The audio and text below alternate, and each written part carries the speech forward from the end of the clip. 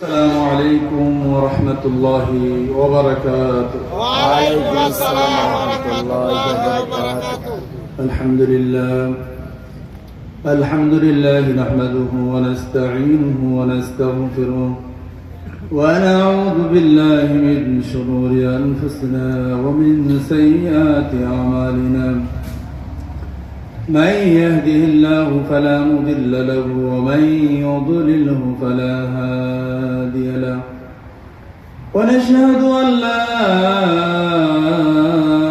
إله إلا الله وأشهد أن محمدا عبده ورسوله أرسله بالحق بشيرا ونذيرا وداعيا إلى الله بإذنه وسراجا منيرا.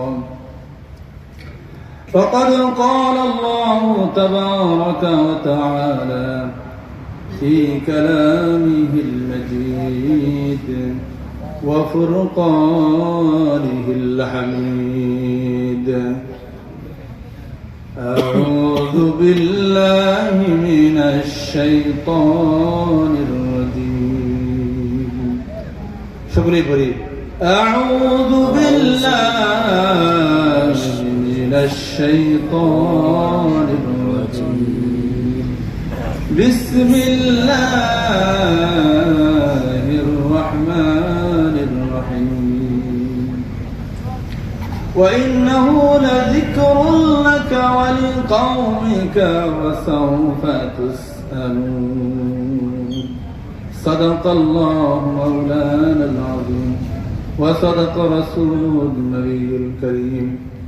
وعن أبي طالب رضي الله تعالى عنه قال: قال النبي صلى الله عليه وسلم: من قرأ القرآن فاستظهره فحل حلاله وحرم حرامه أدخله الله الجنة وشفعه في 10 من أهل بيته كلهم قد وجبت لهم النار، أو كما قال النبي صلى الله عليه وسلم. وعن أبي الدرداء رضي الله تعالى عنه قال: قال النبي صلى الله عليه وسلم: كن عالما أو متعلما أو مستعينا أو مستمعا أو محبا ولا تكن خامسا، أو كما قال النبي صلى الله عليه وسلم: اللهم صل على محمد وعلى آل محمد كما صليت وسلمت على سيدنا إبراهيم وعلى آل سيدنا إبراهيم إنك حميد مجيد. لا إله إلا الله. لا إله إلا الله. لا إله إلا الله. لا إله إلا الله. لا إله إلا الله.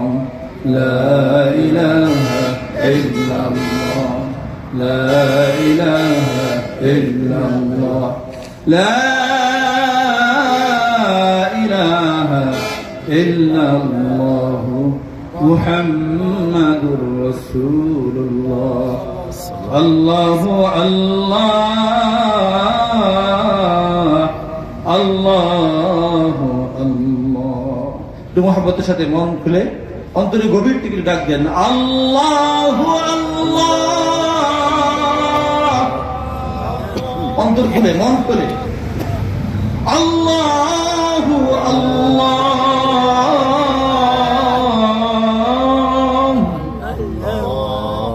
আল্লাহ আল্লাহ আল্লাহ আল্লাহ হাজিরিন আল্লাহু নাদিরিন। আলহামদুলিল্লাহ।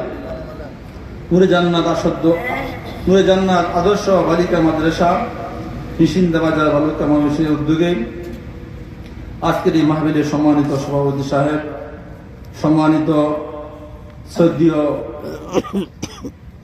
হযরত উলামায়ে কেরাম, মুরব্বী বাবাজিরা, যুবক ভাইয়েরা, পর্দার অন্তরালে আমার সম্মানিত মা ও বোনেরা, আল্লাহ জাল্লা শানুহু আম্মা নওয়ালুহু তাকাদ্দাসাত আসমাউহু, ওহিয়ান গরিয়ান সর্বশক্তিমান মহান রবের দরবারে আমরা শুকরিয়া আদায় করি যে আজকের এই মাহফিল আল্লাহ পাক আমাদেরকে আসার বসার সুযোগ করে দিয়েছেন।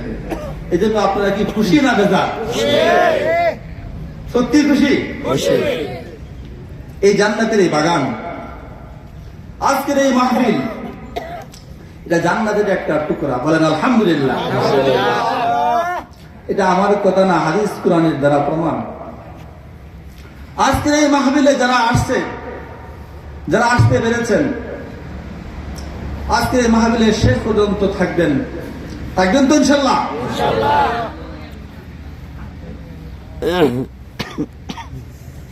একজন হোক, লোক খুব হাজার হাজার লক্ষ লক্ষ দরকার নাই, একজন যদি আমলের নেওতে, ইখলাসের নেওতে, মালিককে খুশি করার উদ্দেশ্যে ওয়াজ শুনে, আল্লাহ পাক একজনের ওয়াজ শোনার মাধ্যমে আল্লাহ সকলের শ্রবণ শক্তিকে, সকলের সূরাকে, সকলের ওয়াজকে, সকলের নিয়তকে আল্লাহ পাক কবুল করে সকলকে আল্লাহ পাক জান্নাতের মেহমান বানায়। আমার বন্ধুগণ, আমি কালামে কারীম থেকে একটা আয়াতে কারিমা তেলাওয়াত করেছি। নবী দুজাহান বিশ্বনবী মুহাম্মদুর রাসূলুল্লাহ সাল্লাল্লাহু আলাইহি ওয়াসাল্লামের অসংখ্য বর্ণিত হাদিস থেকে দুইটা হাদিসের টুকরা তেলাওয়াত করেছি। আল্লাহ পাক তৌফিক দিলেন, সামান্য আলোচনা করব ইনশাআল্লাহ। আমা তাওফীকি ইল্লা বিল্লাহ। আল্লাহ পাক আমাদের সকলকে, শ্রোতা এবং বক্তা সকলকে আল্লাহ পাক আমলের নিয়তে শোনা এবং বুঝার তৌফিক দান করেন। আমিন। আমার বন্ধুগণ, আল্লাহ পাক কোরআনে কারীমের চ্যালেঞ্জ দিয়ে ঘোষণা করতেছেন, ওয়া ইন্নাহু লাযিকরুল লাকা ওয়া লিকাওমিকা ওয়া সাওফা তুসআলুন। হে নবী, আপনি দুনিয়ার মানুষদেরকে জানিয়ে দেন, ওয়া ইন্নাহু লাযিকরুল লাকা, নিশ্চয়ই এই জিকির, এই কোরআন, ওয়া ইন্নাহু লাযিকরুল লাকা ওয়া লিকাওমিকা ওয়া সাওফা তুসআলুন। আমরা আমাদের বংশ নিয়ে, আমাদের পদমর্যাদা নিয়ে, আমাদের আত্মীয় স্বজন নিয়ে, ভাই বেরাদর নিয়ে আমরা প্রশংসা করি। অমুক এমপি সাহেব আমার বন্ধু, অমুক ভাই আমার দুস্থ, অমুক প্রধানমন্ত্রী আমার আত্মীয়। আমরা এইভাবে একজনকে একজনের সাথে আমরা প্রশংসা করি কিনা? আমি যদি মনে করি যে আমার সাথে বর্তমান উপদেষ্টা ইউনূস সাহেবের সাথে আমার সুসম্পর্ক আছে, তাহলে আমি বলবো বর্তমান উপদেষ্টা ইউনূস সাহেবের সাথে আমার দুস্থ আছে, সুসম্পর্ক আছে, আমরা গৌরব করব। আল্লাহ বলেন, হে নবী, আমি এই দুনিয়াতে আপনার উম্মতের জন্য কুরআন নাযিল করেছি, আর কুরআন হলো উম্মতের জন্য, আপনার জন্য প্রশংসার বস্তু, নিয়ামতের বস্তু, উল্লেখযোগ্য বস্তু। আর এই কুরআন আমি আল্লাহ পাক আপনার উপরে নাযিল করেছি, আর এই কাল হাসরের মাঠে এই কুরআন সম্পর্কে তোমাদেরকে আমি আল্লাহ পাক প্রশ্ন করব। সুবহানাল্লাহ। এই কুরআনের মাহফিলে আমরা আসতে পেরেছেন, এই জন্য বলেন আলহামদুলিল্লাহ। আপনারা কি ঘুমায় গেছে? একটু হাতটা উঁচা করে বলেন আল্লাহু আকবার। এভাবে হাতটা ধরে রাখেন, একটু লাড়াচাড়া দেন, বলেন আল্লাহ।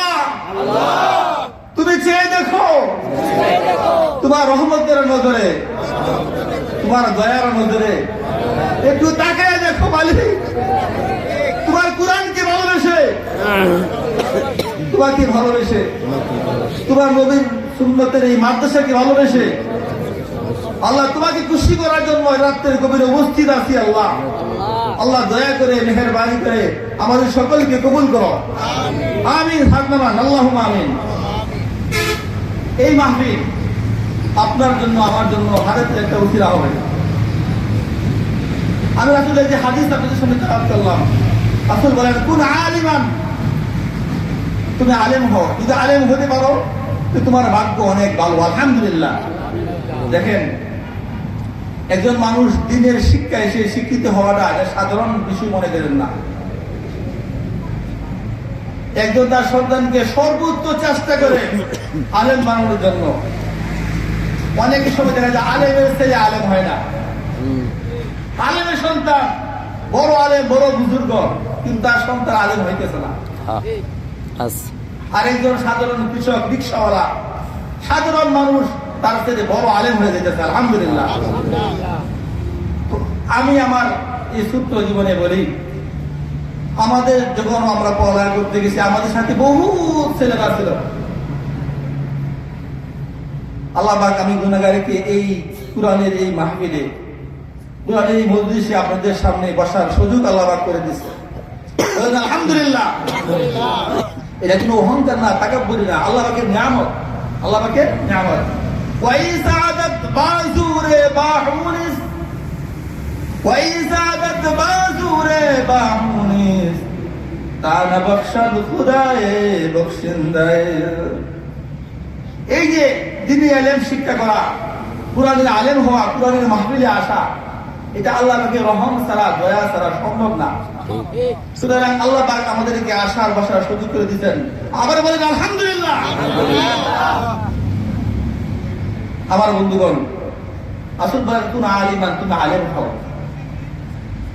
যদি আলেম হতে পারো তাহলে বলো অন্তরে অন্তঃস্থল থেকে বলো আলহামদুলিল্লাহ।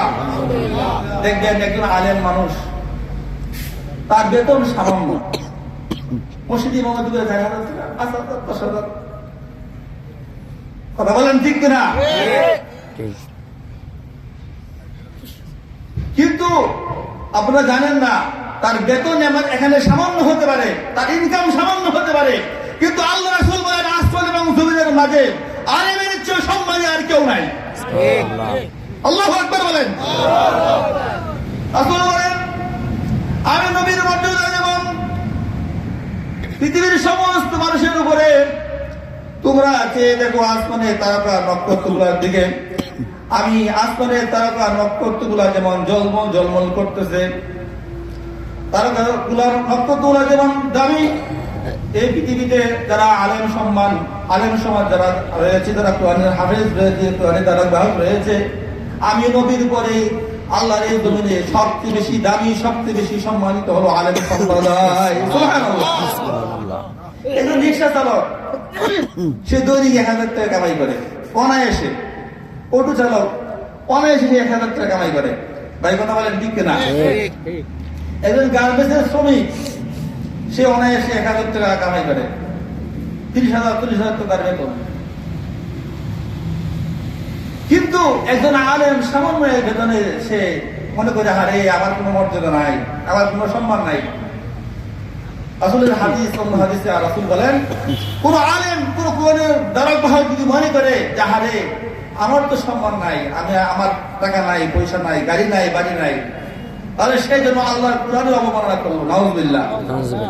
আমার কিছুই নাই, টাকা নাই, পয়সা নাই, গাড়ি নাই, বাড়ি নাই, কিছুই নাই, কিন্তু আল্লাহ পাকের রহম দয়া আমার প্রতি আছে দেখেই আল্লাহ পাক আমাকে কোরআনের এই দ্বারক বাহক হওয়ার তৌফিক আল্লাহ পাক দান করেছেন। আলহামদুলিল্লাহ। এই জন্য আলেম যারা হতে পেরেছেন, যারা আলেম হয়েছেন, তাদের মর্যাদা আল্লাহর কাছে অনেক দামি। আলহামদুলিল্লাহ। কোন আলিমান আও মুতাআল্লিমান, যদি আলেম না হতে পারো তাহলে আলেমের ছাত্র হও, তিলমিজ হও, তুমি এলেম শিক্ষা করো। আর এলেম শিক্ষার কোনো বয়স নাই, যে কোনো সময়ে তুমি এলেম শিখতে পারো। কোন আলিমান আও মুতাআল্লিমান আও মুস্তামিআন, অথবা আলেম না হতে পারলে আলেমে যা বলে, হেদায়েতের কথা যা বলে তা মন দিয়ে শুনো, তাদের কথা মানো। আও মুহিব্বান, অথবা তাদেরকে মুহাব্বত করো। ওয়ালা তাকুন খামিসান, 5 নম্বরে যেও না, তাহলে রাসূল বলেন ফাতুহলিক, তুমি ধ্বংস হয়ে যাবে। নাউযুবিল্লাহ। এই জন্য দেখবেন যারা আলেমকে ভালোবাসে, কুরআনকে ভালোবাসে, ছাত্রদেরকে ভালোবাসে, আল্লাহ পাক দুনিয়াতে তাদেরকে ইজ্জতের জিন্দেগি দান করেন, মৃত্যুর সময় ঈমান নসিব করেন।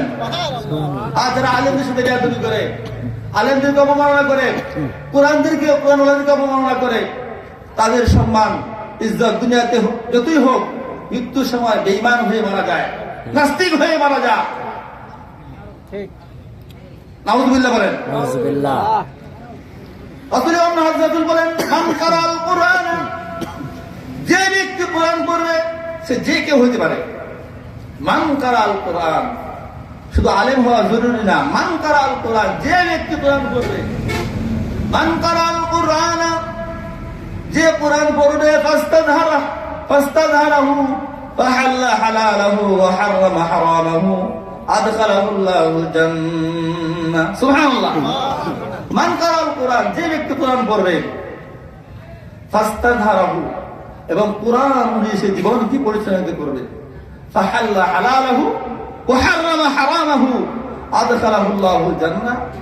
কোরআন অনুযায়ী সে জীবনকে পরিচালনা করবে, কোরআন যেটা হালাল সেটাকে হালাল মানে সে মানবে, যেটা হারাম সে হারাম মেনে বর্জন করবে। আল্লাহ রাসূল বলেন অবশ্যই অবশ্যই আল্লাহ তাকে জান্নাত দান করবে। শুধু জান্নাত দিয়ে শেষ না,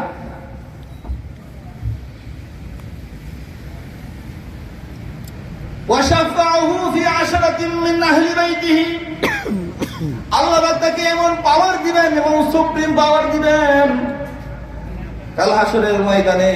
আজকে দুনিয়ার জমিনে আমরা যখন বিপদে পড়ি, সমস্যায় পড়ি, অসুস্থ হয়েছি, ডাক্তারের কাছে যাই কিনা, মামলা মোকদ্দমায় পড়ছি, উকিলের কাছে যাই কিনা। আমি ফাঁসির আসামি, আমার নামে ওয়ারেন্ট জারি হয়ে গেছে, আমি এখন কাঠগড়ায় গিয়ে হাত জোর করে বলি, মাননীয় আদালত, মাননীয় জজ সাহেব, মেহেরবানিতে আমাকে মুক্তি দেন, আমাকে খালাস দেন, এই কেস থেকে আমাকে নিষ্কৃতি দেন। আমি একজন উকিল ধরি, উকিল আমার পক্ষে সুপারিশ করে বলে, মহামান্য আদালত, জজ সাহেব, আমার এই মক্কেল নির্দোষ, দয়া করে মেহেরবানি করে আমার এই মক্কেলকে বেকসুর খালাস দান করেন। জজ সাহেব যদি মনে চায় তাদেরকে জামিন দেয়, আর মনে না চাইলে জামিন দেয় না। কথা বলেন ঠিক কিনা? মামলা মোকদ্দমা যারা গেছেন তারা দেখছেন, আমি বহু দেখছি যারা আসামির কাঠগড়ায় যারা, তারা এইভাবে দূর হাত করে খারাপ, এবং তার পক্ষে উকিল আছে, উকিল সুপারিশ করতেছে, এরপরেও জজ সাহেব দেখতেছে তার কেসটা কিরকম, তার কেসটা কি ধরনের।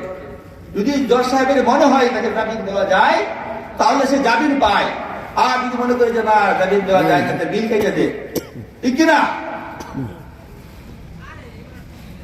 কাল হাসরের ময়দানে এই কোরআনের পাখিরা যারা কোরআন পড়বে, কোরআন অনুযায়ী আমল করবে, আল্লাহ পাক কাল হাসরের ময়দানে কোরআন ওয়ালাদেরকে সুপ্রিম পাওয়ার দেয়া দিবে।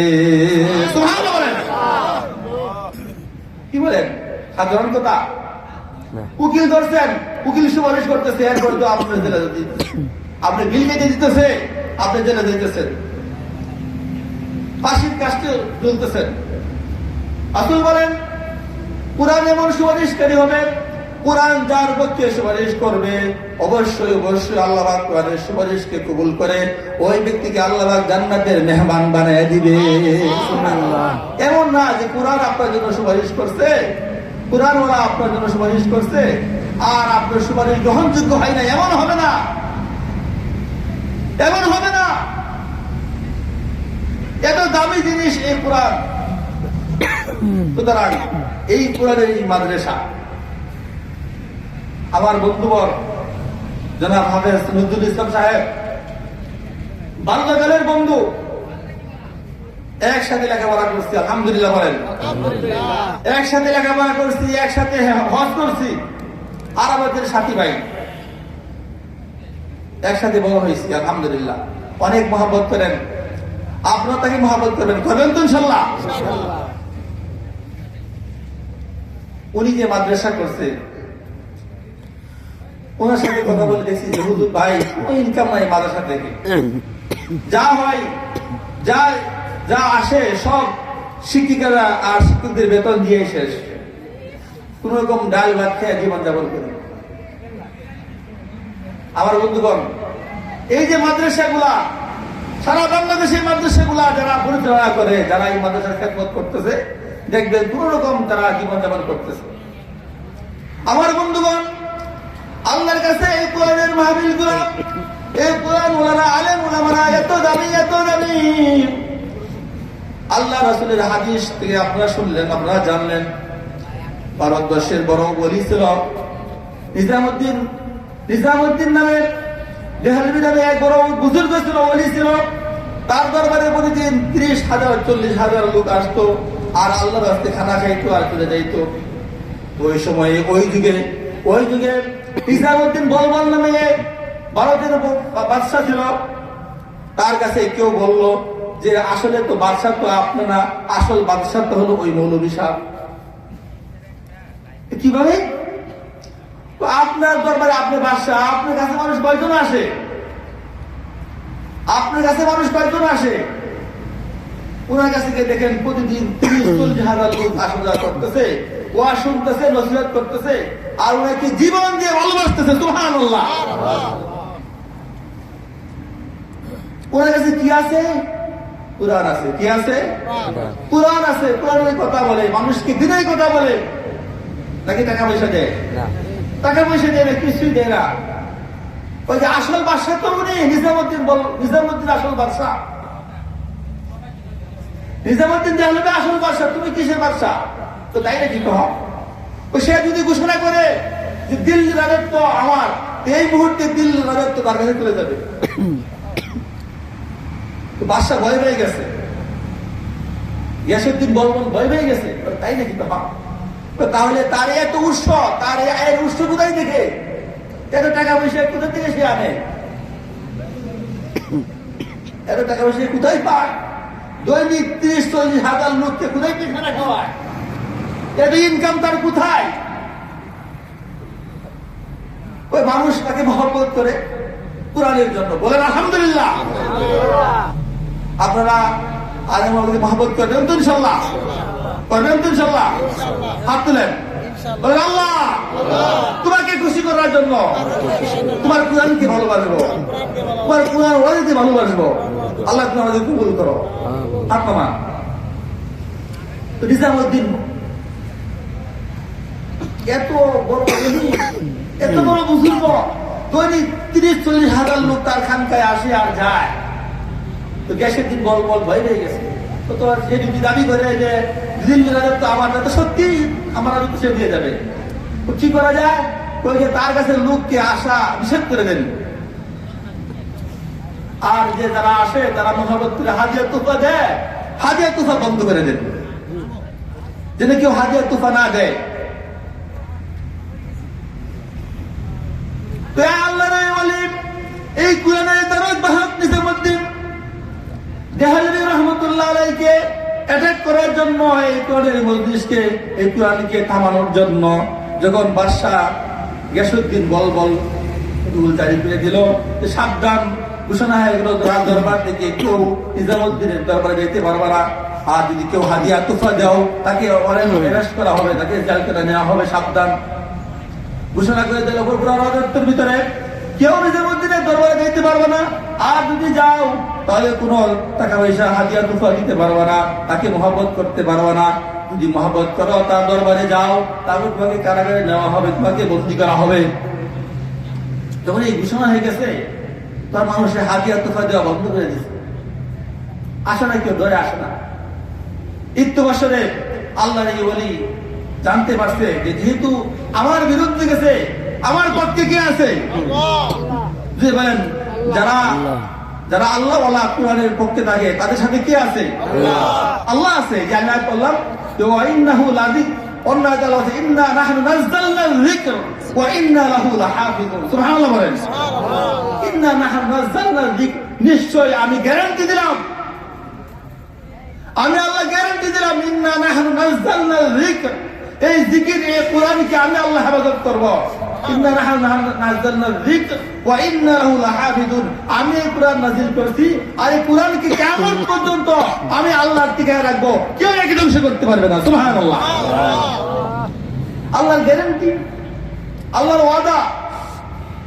আর আল্লাহ যা ওয়াদা করেন তা সত্য। ওয়ালাকাল হামদু আনতাল হক ওয়া ওয়াদুকাল হক ওয়া কাউলুকা হক ওয়া লিকাউকা হক ওয়াল জান্নাতু হক ওয়ান নূরু হক ওয়াস সিরাতু হক ওয়াল জান্নাতু হক ওয়ান নারু হক।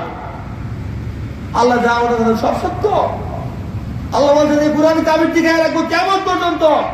যারা এই কুরআনকে বিদ্বেষ করবে, কুরআন ওয়াদের সাথে বিদ্বেষ করবে, কুরআন ওয়াদের সাথে তিরস্কার করবে, তারাই জেলখানায় যাবে, তারাই তিরস্কৃত হবে, তারাই দেশ থেকে বহিষ্কার হবে।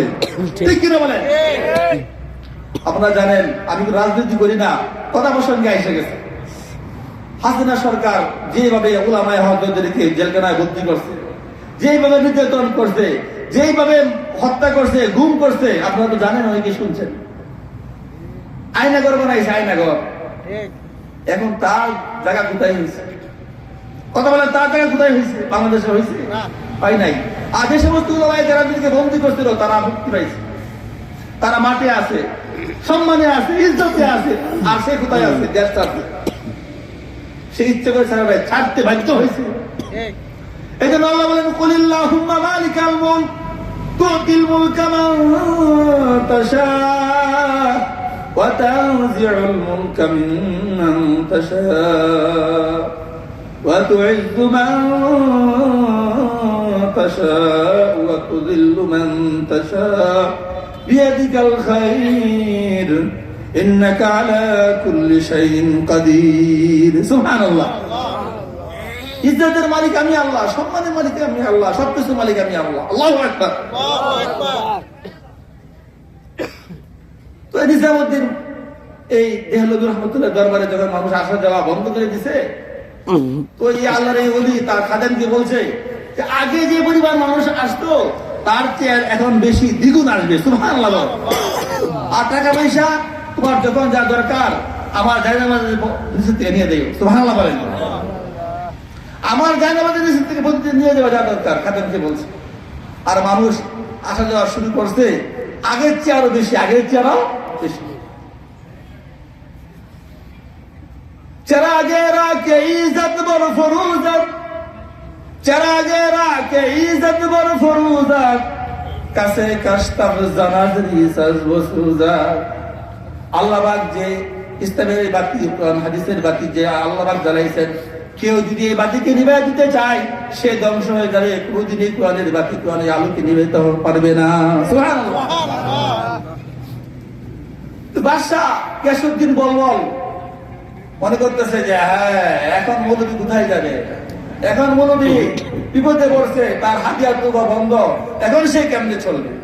আমার বন্ধুকে দেখবেন কিছু মসজিদের সেক্রেটারি, সভাপতি, কমিটির লোক এমন তাদের ধ্যান ধারণা, তাদের এমন চিন্তা ধারণা, তারা মনে করে যে ইমাম সাহেব, উলামায়ে কেরামরা আমাদের গোলাম।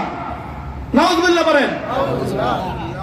কোন মসজিদের ইমাম, খতিব, কোন ইমাম সাহেব, কোন আলেমদেরকে যদি কেউ মনে করে যে তারা আমাদের চাকর, তারা আমাদের অধীনস্থ, তাদের ইমামতি, তাদের নামাজি হবে না। তার ইমাম সাহেব নেতা, ইমাম সাহেব সর্দার। ইমামতি কে করছে? কারণ মুহাম্মদুর রাসূলুল্লাহ সাল্লাল্লাহু আলাইহি ওয়াসাল্লাম করছে, আবু বকর ইমামতি করছে, উসমান ইমামতি করছে, ওমর ইমামতি করছে। তারা বাদশা ছিল, ইমাম ছিল। আজকের সমাজের ইমামদের মর্যাদা নাই, আলেমদের মর্যাদা নাই। আলেমদেরকে এক শ্রেণী মানুষ মনে করে যে আমাদের চাকর, আমাদের খাইয়ে দেয় বাঁচে। নাউযুবিল্লাহ বলেন। সাবধান হয়ে যান, হুঁশিয়ার হয়ে যান। আলেমদেরকে সম্মান করেন, কোরআনের সাথে যে জীবনকে গড়ান, তাহলে আপনি সম্মানিত হবেন। আর না হয় বেইজ্জতি হবেন, হাতুহুলি কাসুরি হাদিস, ধ্বংস হয়ে যাবেন।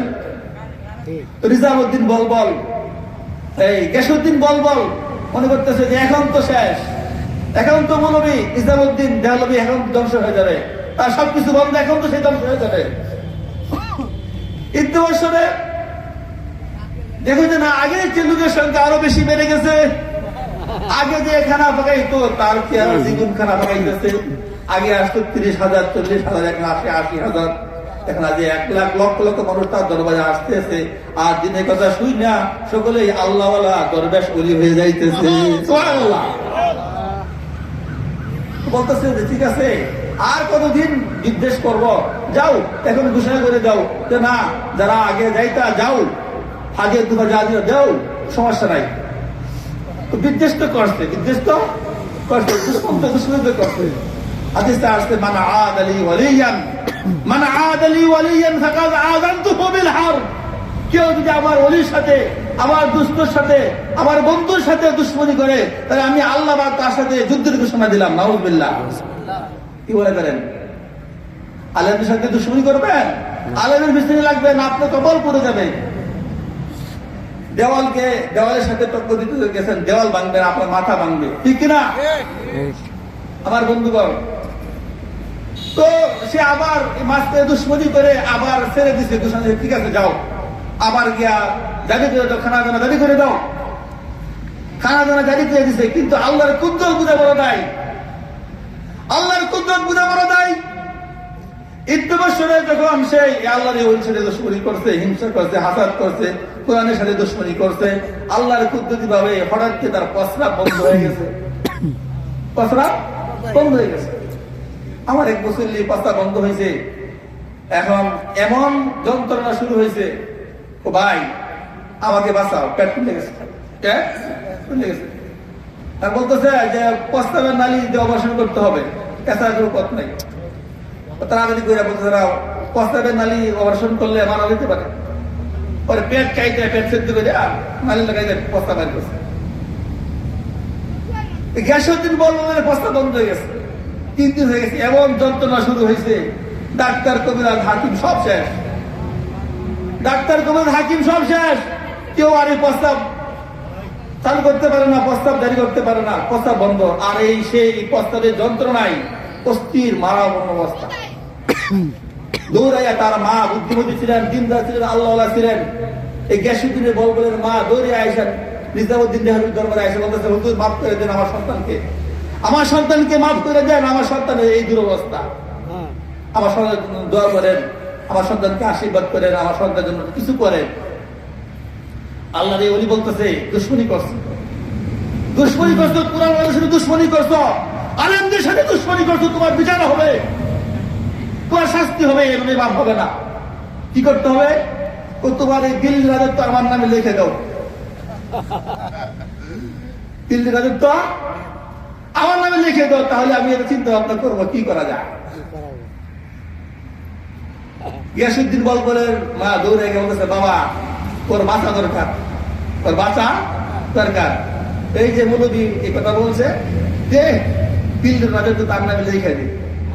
এখন আমির উমারা যা ছিল সকলের সামনে স্ট্যাম্পে সই স্বাক্ষর করে যাক গিয়াসউদ্দিন বলবত দেশে যে আমি আমার প্রস্তাব এই জারি করে দেবো, এর বিনিময়ে সুস্থতার বিনিময়ে আমি দিল্লির রাজত্ব নিজামুদ্দিন দেহলভি লিখে দিলাম। সকল আমির উমারা সামনে সকলের সামনে সই করে দিয়েছে। তো গিয়াসউদ্দিন বলবলের মা নিয়ে আসতে নিজামুদ্দিন দেহলভির দরবারে আনছে। তো বলছে, খাদেম একটা পাত্র নিয়ে আসো, একটা পাত্র নিয়ে আসো। পাত্র আছে, আরে পাত্র মাঝে নিজামুদ্দিন দেহলভি নিজের হাতে টুকরা টুকরা করে ওই দলিল গুলা স্ট্যাম্প গুলা ছিঁড়ে একটা এই পাত্র মাঝে রাখছে। আর বলছে, দুনিয়ার এই বাদশাহী, দুনিয়ার এই রাজত্ব আমি প্রস্তাবের চেয়ে আরো বেশি নিকৃষ্ট মনে করি। যাও আমার এই ছিঁড়া দলিল পত্রের ভিতরে গিয়াসউদ্দিন বলবলকে বলো প্রস্তাব করতে, যাও তার প্রস্তাব চালু হবে। তো এই দলিলের টুকরা মুকরা নিয়ে যখন গিয়াসউদ্দিন বলবলের সামনে নিয়ে ধরছে, আল্লাহর কুদরতে অটোমেটিক প্রস্তাব বের হয়ে গেছে। সুবহানাল্লাহ বলেন। প্রমাণ করলো যে দুনিয়ার এই রাজত্ব প্রস্তাবের চেয়ে আমার কাছে বেশি নিকৃষ্ট।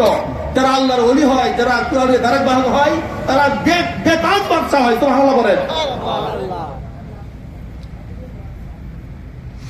মাল্লাহুল মাওলা ফালাহুল কুন, যে ব্যক্তি আল্লাহর জন্য হয়ে যায়, পৃথিবীর সব কিছু তার জন্য হয়ে যায়। যে আল্লাহকে পেয়েছে সব কিছু পেয়েছে, যে আল্লাহকে পায় নাই তার কিছুই পায় নাই, সে কিছুই নাই, তার কিছুই নাই। যারা আল্লাহওয়ালা, যারা নেককার, তারা রাত্রে গভীরে উঠতে বলে, আল্লাহ তোমার জন্য, তোমাকে পাওয়ার জন্য আমার সব কিছু বিসর্জন করলাম। আল্লাহ তোমাকে ভালোবাসি, তোমাকে চাই, তোমাকে চাই, তোমাকে পাইতে চাই। সে নামাজ পড়ে আল্লাহ কুতুতে পাই লুটাই পড়ে, বলে আল্লাহ আসমান তোমার, জমিন তোমার, চন্দ্র তোমার, সূর্য তোমার, দুনিয়ার যা কিছু আছে সব তোমার। আল্লাহ তুমি যদি হও আমার, আসমান আমার, জমিন আমার, চন্দ্র আমার, সূর্য আমার, সব কিছুই আমার। সুবহানাল্লাহ। আর আল্লাহ তুমি যদি আমার না হও, নাই নাই কিছুই নাই আমার। এই জন্য বন্ধুগণ আল্লাহ বলে, মা লাকা মিনাল্লাহি মিন ওয়ালিয়্যিন ওয়ালা নাসীর। দুনিয়ার মানুষ তোমরা মনে করতেছো তোমার বউ তোমার আপন, তোমার ভাই তোমার আপন, তোমার সন্তান তোমার আপন, তোমার বন্ধু বান্ধব তোমার আপন। মনে রেখো দুনিয়ার মানুষ, আমি আল্লাহ তারা তুমি কাউকে আপন পাইবা না। মা লাকা মিনাল্লাহি মিন ওয়ালিয়্যিন ওয়ালা নাসীর। যদি বন্ধু বানাইতে চাও আমি আল্লাহকে বানাও, যদি সাহায্যকারী বানাইতে চাও আমি আল্লাহকে সাহায্যকারী বানাও। তোমার সমস্যার কথা আমি আল্লাহর কাছে মন খুলে বলো, আমি আল্লাহ তোমার সমস্যার সমাধান করে দিব। আর একমাত্র তিনি আমাদের মালিক। ইয়্যাকা না'বুদু ওয়া ইয়্যাকা নাস্তাঈন। বলেন ইয়্যাকা না'বুদু ওয়া ইয়্যাকা নাস্তাঈন। ওগো মালিক, তোমারই ইবাদত করি, তোমার কাছে সাহায্য চাই। সুবহানাল্লাহ। ইস্তেগফার বলেন আস্তাগফিরুল্লাহ আস্তাগফিরুল্লাহ। মন থেকে বলতে হবে, চক্ষু বন্ধ করে গভীর ভাবে বলেন আস্তাগফিরুল্লাহ আস্তাগফিরুল্লাহ আস্তাগফিরুল্লাহ আস্তাগফিরুল্লাহ। এক মিনিট দাঁড়ান, আল্লাহুম্মা আমিন। রব্বানা যালামনা আনফুসানা ওয়া ইল্লাম তাগফির লানা ওয়া তারহামনা লানাকুনান্না মিনাল খাসিরিন। রব্বুল আলামিন,